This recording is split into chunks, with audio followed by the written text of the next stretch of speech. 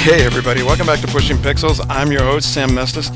Hey, 30th time's a charm on this tutorial, because that's about how many times I've recorded it. Now, doesn't matter. I'm not even going to bother with the backstory on this. The thing I'm trying to do here is build some contrast on an image, because I saw this guy's artwork on deviantart.com, and his name's DonVito62. Go check his stuff out. It is amazing. He's got some amazing art. But the thing that caught my eye most is the contrast he's got going on this image between the blacks and the highlights.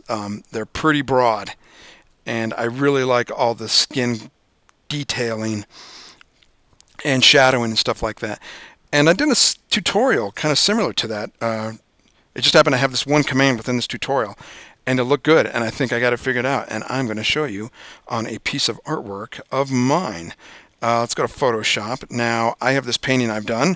It's a portrait of a high school graduate, and I did it in Photoshop. I did it in a majority of it in Corel Painter, and the line work I did in Sketchbook Pro, which is an awesome program. If you don't have it, check it out. It's cheap, and it's amazingly powerful.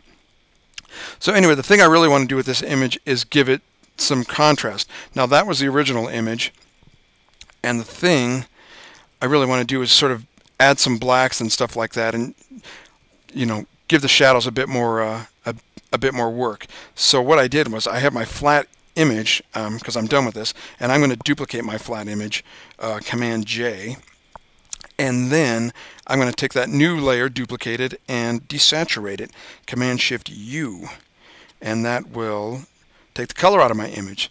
Now here's where the magic happens. If you go to Filters, Artistic, Poster Edges, you are going to see something awesome, because as soon as this thing loads up, it takes a second. It's a pretty big image.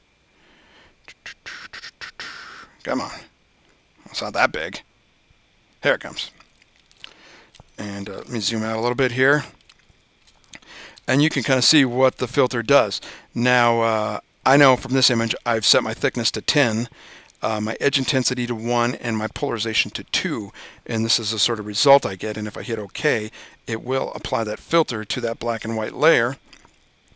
Doesn't look great yet, but if we change the blending mode of that layer to soft light, you can see this thing really jumps now. Here's the before, and here is the after. Much, much better. Now, having said that, I will go and apply a layer mask on this layer, and I will yank out the stuff I don't want to keep, because in some areas it's a little bit more than I wanted. And I also turn this layer down to maybe 10%, 90. And I'll keep going with my layer mask and painting out with black the things I don't want. Now, I've already done it, and this was the final result. Again, you can see the layer mask there. And I'll turn it off before and after. And you can see it really helps this image out a lot. The blacks go black, the highlights really start to pop, and the mid-ranges sort of ebb and flow. They come and go, and it really helps this thing come to life. Plus, I get to take advantage of all these crevices in between her fingers and the shadow lining and stuff like that. Really great, really powerful little filter, and like I said, it goes everywhere. I've used it on portraits, and I've used it on architectural renders, 3D renders, and stuff like that, and it really, really helps the lines pop. So there you go, everybody. Poster edges. Who knew? Hey, thanks for tuning in. I really appreciate it. If you have any comments or anything, drop me an email. I'll put it on the back of this guy. And check in next week. I should be back. Have a good weekend. Thanks a lot.